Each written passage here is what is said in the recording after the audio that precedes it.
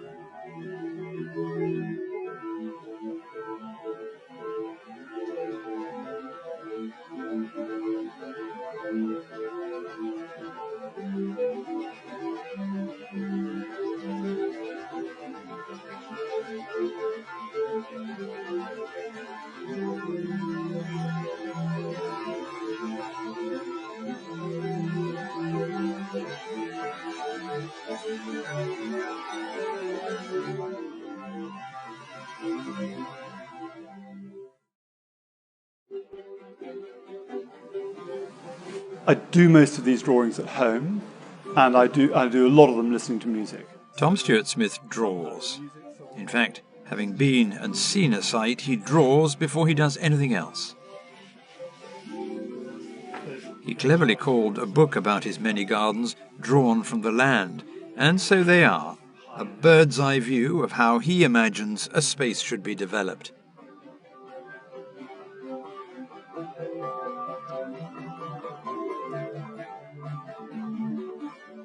It's a technique he's honed over 25 years. He studied art history in Venice in a gap year before starting university, and it seemed natural to use it when he was commissioned to create a garden at a new gallery in Wakefield, West Yorkshire, built to showcase the sculptures of Dame Barbara Hepworth, a building designed by the architect Sir David Chipperfield.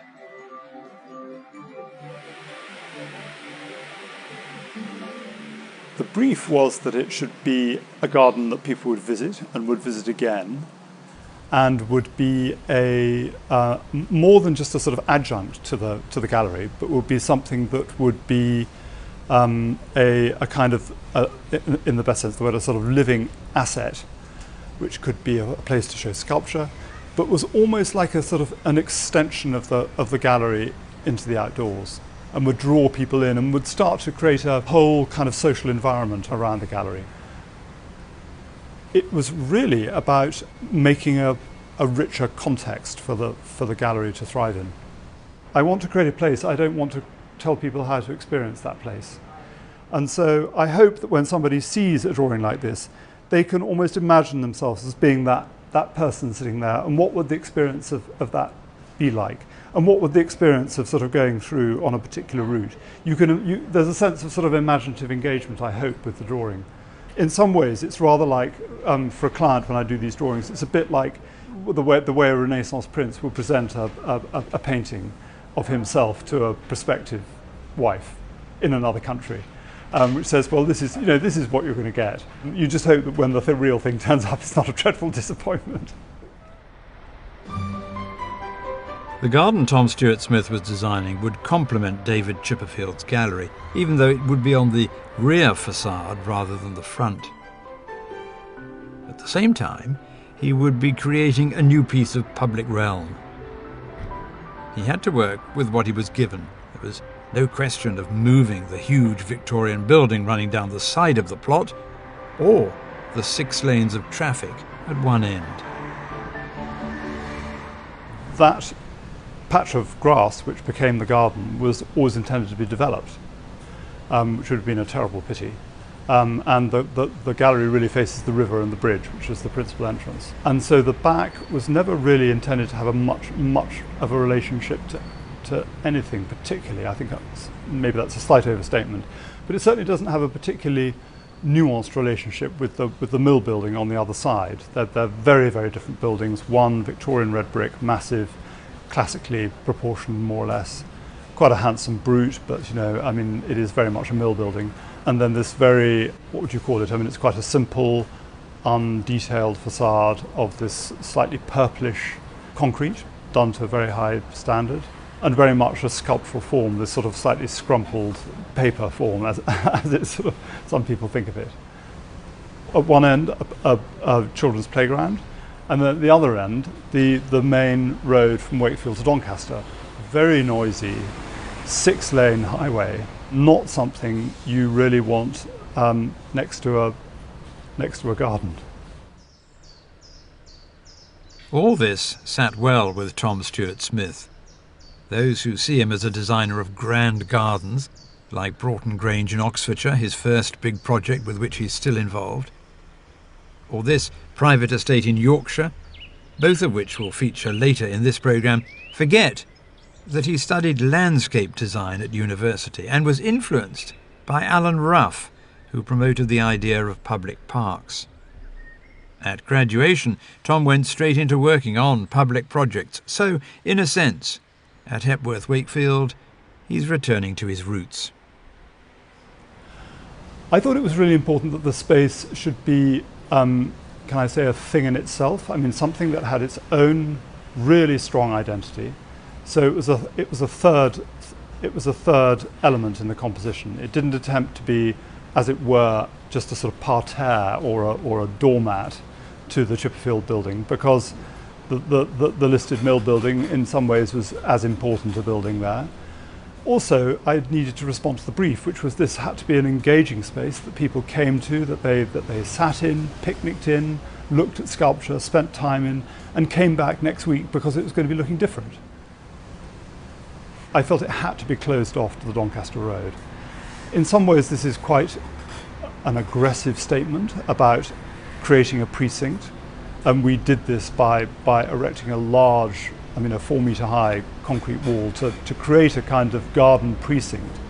And then when that first was put up, that was quite unpopular, and there was a bit of resistance to it in the community. But without it, there would be really no sense of this garden having a kind of defined curtilage. I am a great believer in the idea that if a garden is going to have almost imaginative power and a sense of place in the imagination, I'm not talking about the sort of genius loci sense of place, but a sense that when you leave it, you recapture in your mind the sense of this as a territory. It needs to have physical definition. Tom Stuart Smith's design reflects Barbara Hepworth's connection with the landscape. Indeed, he was influenced by some of her sculptures on display in the gallery. The role the garden would play in the area was carefully thought through. The Hepworth Wakefield wanted a cultural gardener because they wanted to communicate that my role would not just be caring for planting and vegetation, but also to really nurture the connections between the art gallery and the work that goes on in the gallery as a creative space and the garden outside. I think that both the artwork and the garden are really a place for looking and for everyday wonder, and that sense of feeling like, wow, look at that, and having a spark of joy when you think, oh, that is amazing, and you find something new, a new way to look at something. And by having me here every day, it forges those connections and you have that ongoing conversation with local people about things. But one thing could not have been foreseen: the arrival of a pandemic.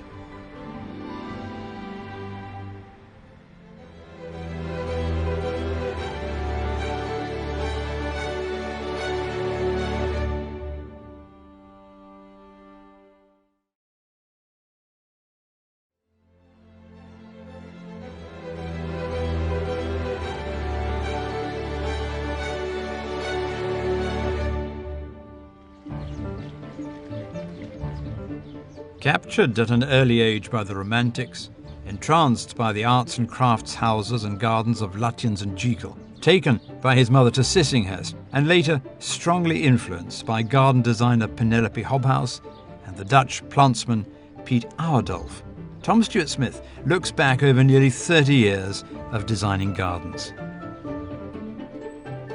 It was his garden for Chanel at Chelsea in 1998 which gave him a new profile. He would go on to win 8 golds over the years. And the commission at Broughton Grange in Oxfordshire 2 years later, which really set him up.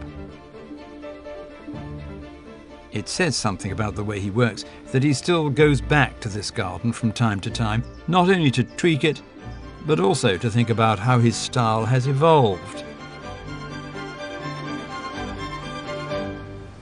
It was a very formative garden for me in that I thought a lot about the design of it, and then after I made it, I've continued to think a lot about the impact it had on me as a thing. And I now look back at it as being, when I was 2000, I was 40. Most garden designers now have sort of, have a whole career behind them by the time they're 40. I was just sort of starting out, which I suppose says something, doesn't it? Actually, I think garden design is a wonderful career for somebody in the mature years, really, because it is such a sort of, there's so much cultural accumulation you have to go on. There's so much to learn about culture, about plants, about everything. But I think this, I look back as being almost a young man's garden.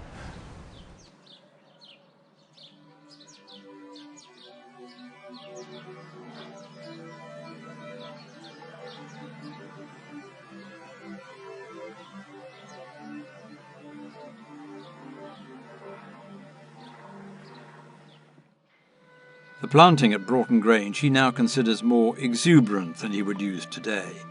But he's still rather pleased with this, his first big project.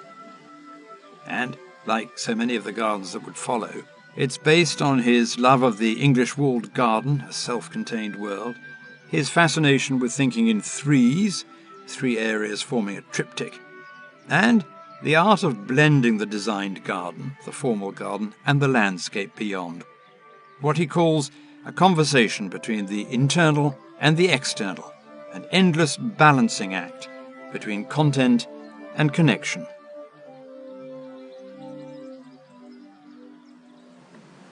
There are a number of holy grails in my work, and one of them is about emplacement, making a place feel like a natural coming together of its context.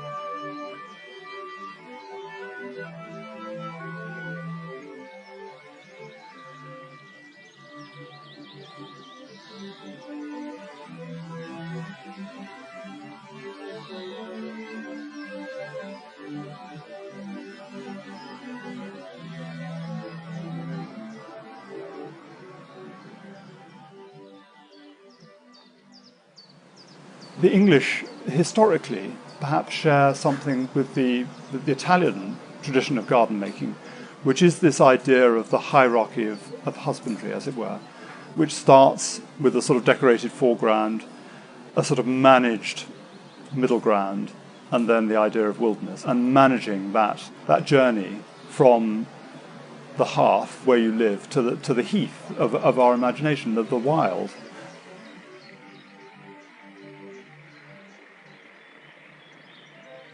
At Broughton, Tom Stuart-Smith developed another part of his design signature, though it has more to do with planting than design, ensuring that these are year-round gardens with life and interest in them, whatever the season. And he experimented with an Islamic influence. I very much saw the water as the empty centre. This is not an anthropocentric garden, it's a sort of nature-centric garden in the broadest sense of the word, and rather something of the Islamic tradition, which is something that's interested me for a long time, the idea that there is this central process which is happening in the garden at Broughton Grange.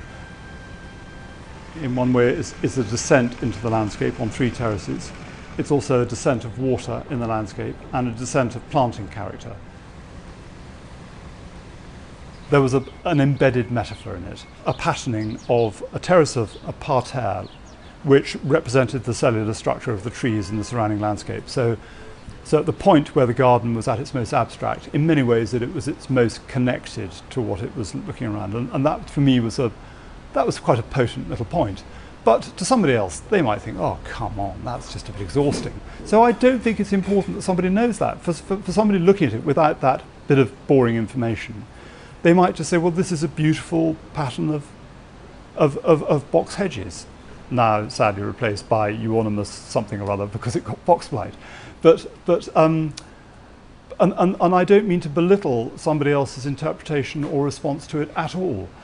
In some ways, the genesis of the idea is not important. It gave some coherence to the way I approach the design, but it's not actually necessary to enjoy and have a completely whole experience of the finished work. There was also the idea that a designer might see a garden as a symphony, with an overture, a development section, a recurring theme. Tom would use this approach again and again. It could be Wagner, or it could be Beethoven. Take your pick.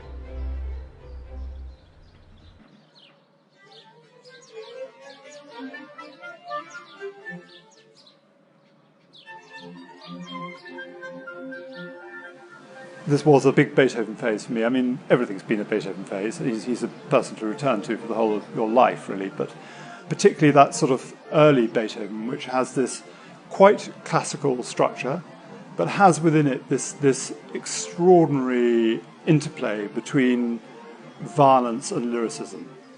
The classic one, I suppose, is between the Apollonian and the Dionysian. You know, these two different parts of life which are quite difficult to reconcile sometimes, but between something that is more hedonistic and, as it were, flower-loving and loving of abundance and beauty and everything that nature gives us, and then the severe line to which this garden returns in winter.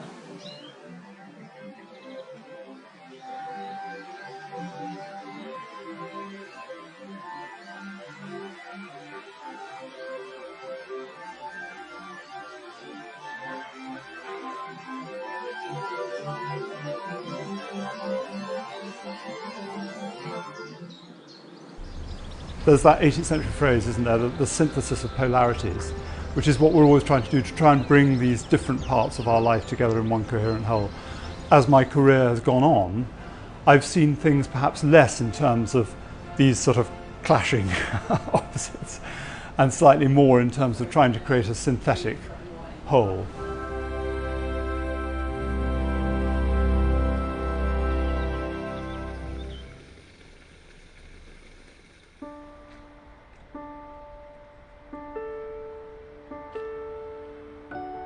Tom Stuart-Smith says there are always two gardens, one on the ground and one in your imagination. If trees exist, he'll climb them to see a potential project from above. At the garden he was creating for the Hepworth Wakefield Gallery, he was able to see the plot from upstairs in the gallery itself. What was he thinking about? Perhaps the visit he made to Holland while he was studying at Manchester University. There, he saw the Heem Parks, early examples of public realm maintained by the municipality to be enjoyed by all. The way the Dutch used form, texture and enclosure stayed with him. Tom Stuart-Smith would go on to work on what we might call public projects, or at least projects to which the public would be welcomed, such as Trentham in Staffordshire, a huge Victorian garden in the Italian style, which, by the 1990s, had all but collapsed.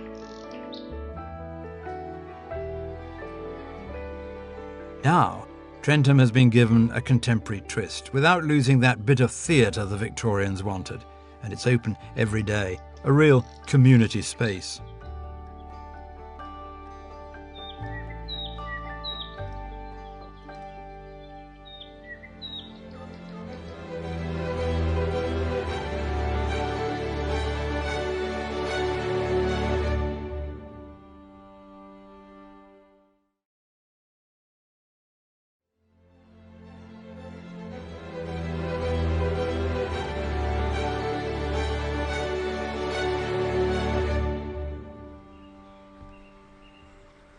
Tom Stuart Smith enjoys being involved in public projects such as the garden alongside Hepworth Wakefield. But it's in the private projects that he's able to achieve the richness we associate with English gardens.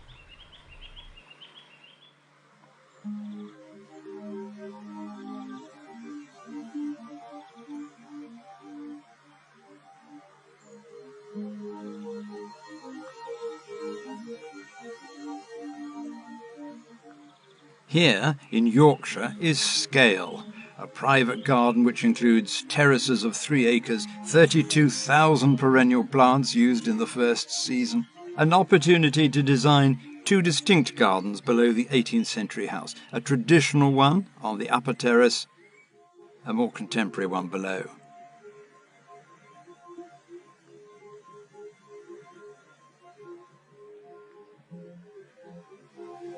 I'm a contextual worker. You get the opportunity to work on something approaching a blank canvas, or you get the chance, like at the Hepworth, to create such a big intervention that you can, to some extent, pick your language.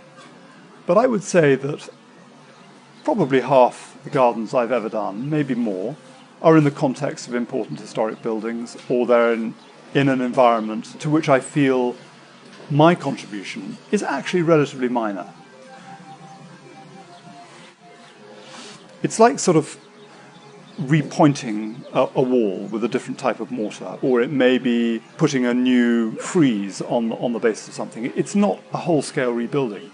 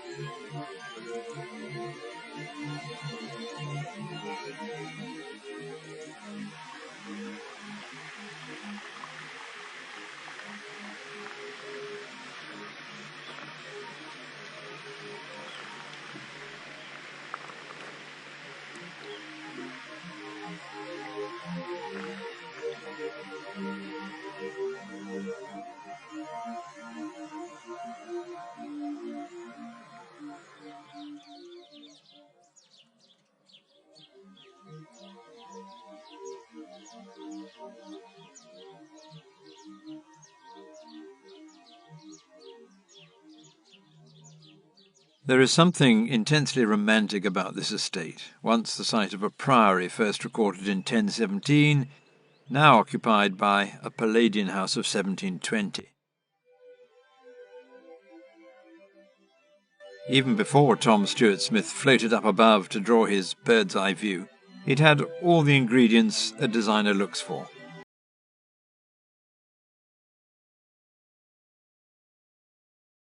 The formality of the areas near the house, the space to add another garden or 2 in the middle distance, and spectacular views towards the Vale of York. Tom plays down his contributions to a property like this, but any observer can see that his work has shaped the appearance of this historic site and done so in the most refined way. Not just in the structure and layout of the spaces, but also in the way he uses plants, old-fashioned varieties arranged not in drifts, but in clumps, to give a more traditional look.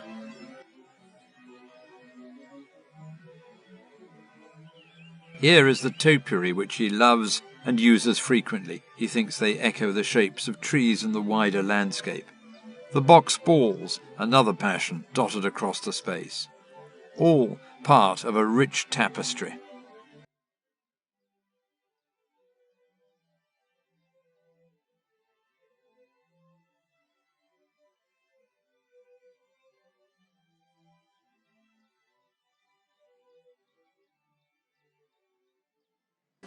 I feel that so much of the context of our generally sort of historic environment, and where I'm working a lot of the time, has been eroded by a kind of arrogance of people thinking that, taking this sort of generally modernist maxim, that this thing has got to be entirely legible as a different layer. well, I think that's totally laudable and correct, where it really is another layer, which is perceptible throughout. And that's absolutely right. But where it is not a layer, it's just a minor addition, or a number of minor additions. I think it's pretty important to play the game that you're handed.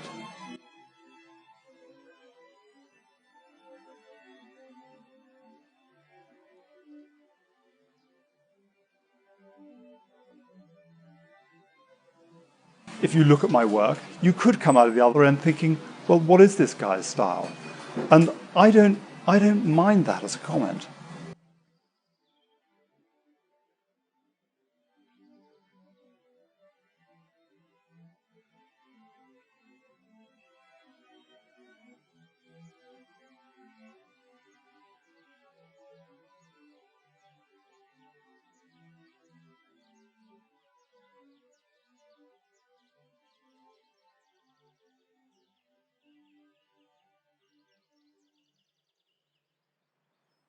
Working at scale excites Tom Stuart-Smith, and he's been lucky to have clients who have the land and the money to make it happen. But there's enjoyment too in operating at different scales. A roof garden in London one moment, that Yorkshire estate the next. And in between, designing a garden at Windsor for the Queen's Diamond Jubilee, reworking the garden at Fort Belvedere, where Edward VIII lived until his abdication in 1936, and completing a host of other schemes, big and small. You sense that there are favourites. Here, overlooking the Thames, is a garden which, 15 years after that first big commission at Broughton Grange, shows that Tom was still using the triptych, but also responding to changing tastes in garden design.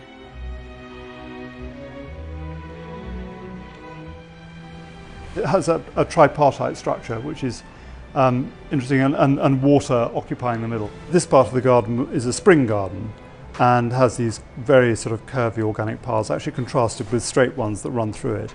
And this part of the garden is a summer garden, so planted in a very different way. And this is the sort of quiet resolution in between. So primarily a sculptural composition, as opposed to a sort of a flowery one, which is kept to the sides. It's possible to dissect a garden like this and see the influences on Tom Stuart-Smith's career. Charles Bridgman and William Kent, Nora Lindsay, the fabulous gardens at Ninfa near Rome. And so it goes on. The idea of keeping a garden rooted in its physical and historical context and respecting the work of those who've been here before. This drawing here, which is a sketch, I mean, I do make ground level sketches quite often, a sketch of the central, this quiet, composed central section, shows the setting of this pavilion by Jamie Fobert. Actually, we ended up twisting it round the other way to this, but it shows the way that this is a kind of the quiet resolution, as I call it, the garden. Slightly noisier things going on either side with flowering trees and flowering plants. Here, mainly grasses and lumps of box.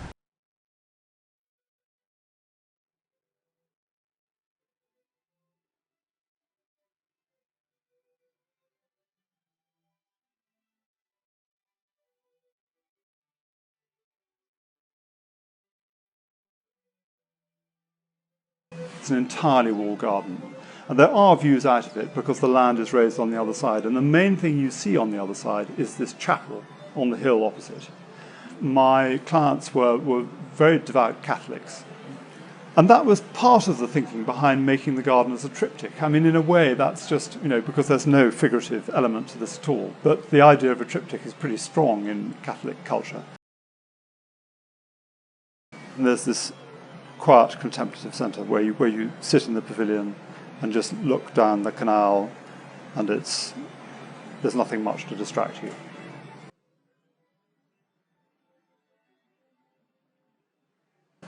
The garden also can have a narrative which parallels our own life journey narrative, from the beginning, from being held perhaps in your mother's arms or whatever, to a cultivated middle ground, which is, one's life, which then begins to sort of loosen up, and then is finally lost. There comes a point where you cannot garden anymore. It's somebody else's land, or it's the horizon, and that is so much, I think, of the central to my philosophy, and I think a lot of people's philosophy of gardening.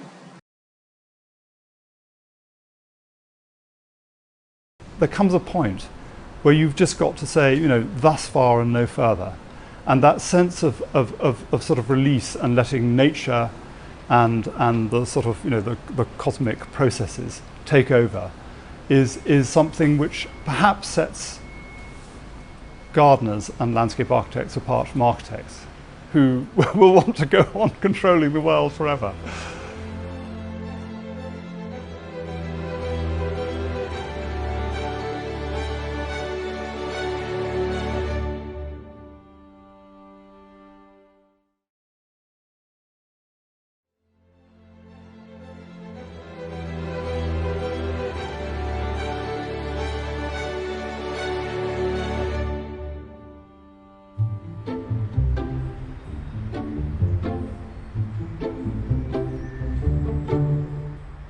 In Wakefield, West Yorkshire, there was always one question people asked about Tom Stuart Smith's creation as it emerged next to the Hepworth Wakefield Gallery. What was it? Was it a garden, or was it a civic space?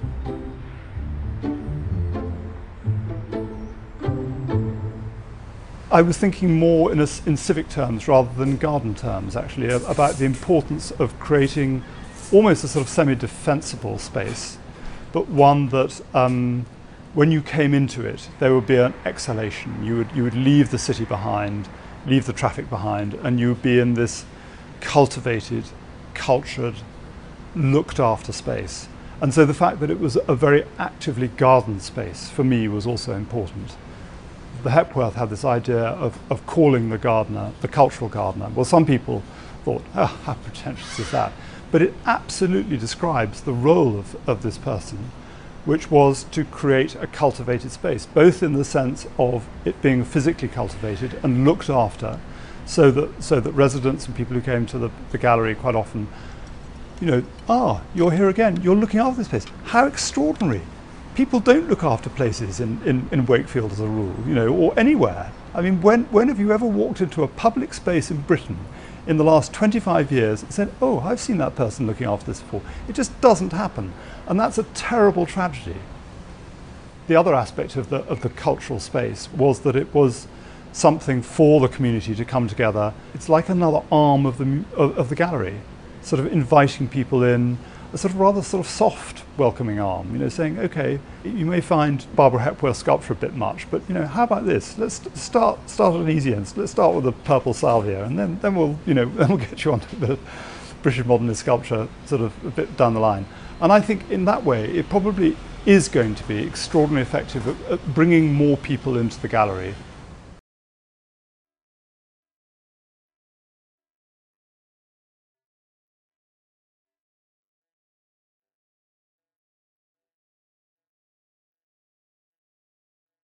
Soon after Tom Stuart Smith completed the garden at Hepworth Wakefield came the pandemic, and suddenly his creation was seen in a different light, a place where the residents of Wakefield could come during lockdown, a place to meet while having to be socially distanced.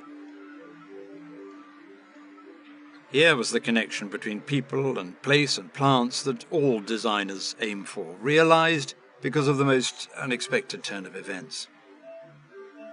And if the scheme proved its worth, so did the appointment of that cultural gardener, who would be there day in and day out, a familiar face in frightening times.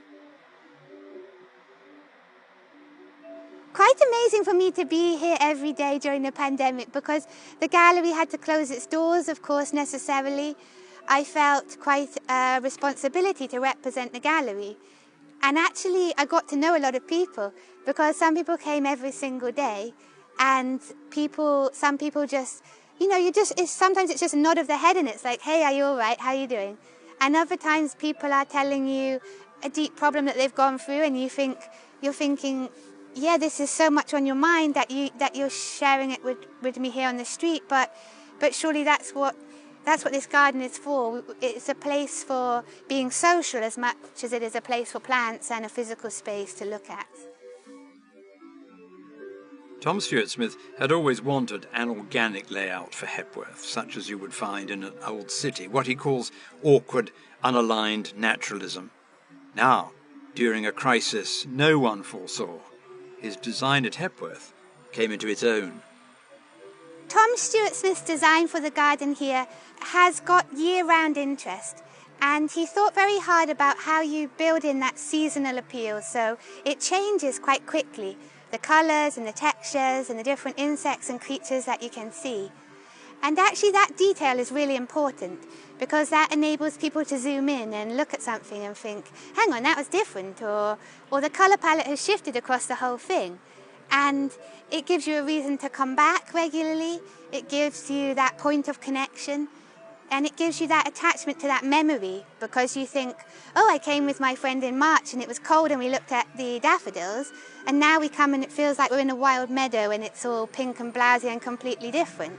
That change and that detail, I think, is critical to local people's sense of connection with it. It's vital, I think. It builds a sense of community and it builds a sense of connection that we are part of the natural world, and in looking and enjoying it, you feel a bit of peace and a part of something lovely, something heartening, something good. For Tom Stuart Smith, it's been a life of what he calls archetypes. On the one hand, great private gardens in the English manner, where the clients are wealthy enough not only to enhance what they have, but also to create anew, and to pay for a staff of gardeners to keep it looking spectacular. On the other, gardens which can be enjoyed by everyone, spaces which nod to the city parks of our ancestors and the Dutch parks, which made such an impact on a young student 30 years ago. And what now? After so many years of drawing designs, Tom Stuart Smith is doing something remarkable. He's taken on a couple of projects which are more about planting than design, that will emerge organically, literally, and reflect the current trends in garden design, which is to be more naturalistic. In Spain, in Ribera del Duero, a winemaker asked him to invent a garden around a new visitor centre. For the very first time, Tom did not draw a bird's eye view. I'm really attracted to working in places which bring a lot of their own cultural baggage to the table, so that you know you cannot carry on as normal, because it would just be a preposterous thing to do. You've got to understand a bit of the cultural language of the place you're in, and that makes the product, which will then be a sort of cross fertilization of cultures, a much richer thing, rather than if you just go in and say, I'm going to give you an English garden, you're going to just shut up and wait for it to arrive. The best work is always going to be where there's something which makes you think, oh gosh, I don't really know how to do this, and makes you go back and think again a little bit about your whole modus operandi.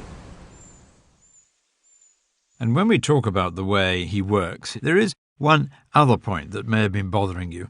The fact that all Tom Stuart Smith's wonderfully detailed drawings, all those bird's eye views, are in black and white, which is not an accident.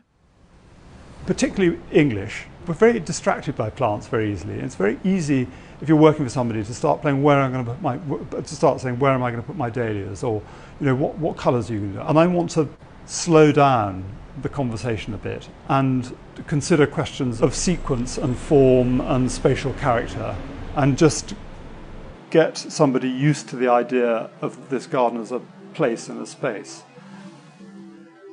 Tom Stuart Smith's collection of drawings, so central to his career and worth an exhibition in their own right, include an aerial view of his home in Hertfordshire, the place where he grew up and where he planted trees with his father, and to which he's just moved his practice.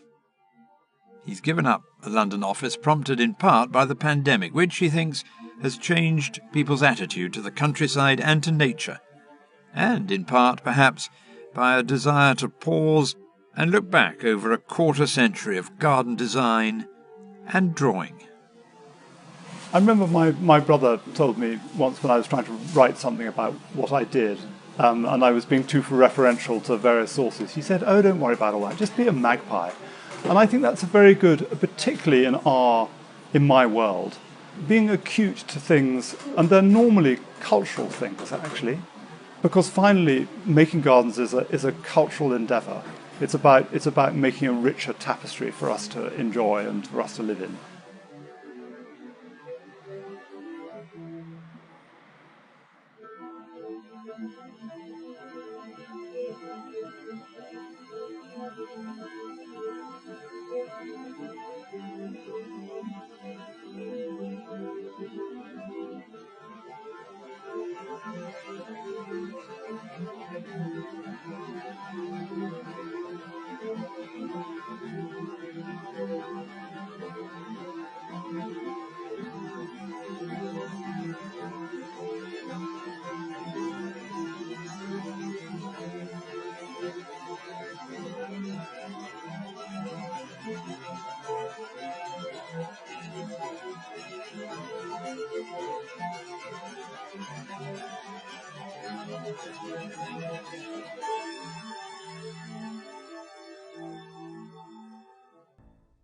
Next time, in another life, Tanya Compton lived in Ibiza. Footloose and fancy-free, in her early 20s, she didn't go to the Balearics to look at gardens. But strangely, it was Ibiza which converted her from clubbing to cuttings, as she puts it, and that started her career as a writer and eventually a garden designer. I have unwittingly changed a lot of people's engagement with nature, and I suppose that's more than I could have hoped for. The influence of Ibiza's wildflowers can be seen in Tanya Compton's Wiltshire home. But a few miles away, she's been working on a grand, formal garden where others have trod the land before her, and whose foundations have shaped her plans. I knew that I had to do something that would work with the unbelievable Detmar Blow architecture that remained from this enormous house